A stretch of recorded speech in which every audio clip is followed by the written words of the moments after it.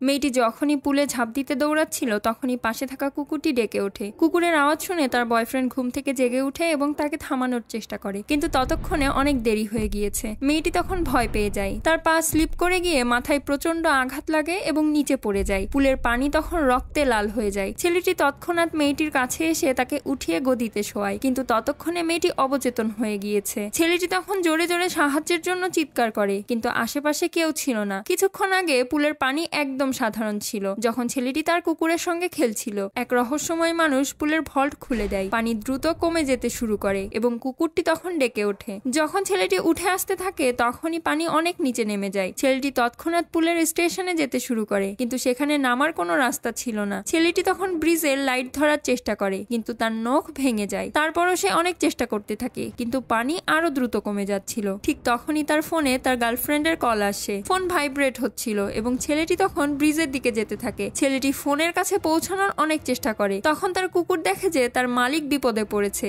তাই কুকুরটি কিনারায় যেতেই পা পিছলে পড়ে যায়। ছেলেটি যখন কুকুরটিকে ওপরে তুলে দিতেই যাবে ঠিক তখনই তার ফোন পানির মধ্যে পড়ে যায়। ভাগ্যক্রমে ফোনটি চার্জারের সাথে সংযুক্ত ছিল, তাই ফোনটি পানিতে পড়তে পারে না। ছেলেটি ফোনটি ধরার জন্য ঝাঁপিয়ে পড়ে, কিন্তু ফোনটি তার হাত থেকে ফসকে গিয়ে পানিতে ডুবে যায়। ফোনটি ওয়াটারপ্রুফ ছিল না, তাই এটি খারাপ হয়ে যায়। ছেলেটি তখন পানির প্রবাহ আটকানোর জন্য কাপড় পেঁচিয়ে দেয়, কিন্তু ঠিক তখনই চেনটি লোহার মধ্যে আটকে যায়। অন্যদিকে ডেলিভারি বয় খাবার নিয়ে এসে পৌঁছায়। ডেলিভারি বয় কল করে, কিন্তু ফোনটি বন্ধ থাকে। উপরে থেকে সে কাউকেই দেখতে পায় না, বুঝতেও পারে না যে নিচে কি হচ্ছে। ছেলেটি পুলের মধ্যে থেকে তাকে দেখছিল, কিন্তু যতক্ষণে সে ওপরে আসে ততক্ষণে ডেলিভারি বয় খাবার রেখে তার বাইক নিয়ে চলে যায়। পরের পার্টটি দেখার জন্য প্লিজ সাবস্ক্রাইব।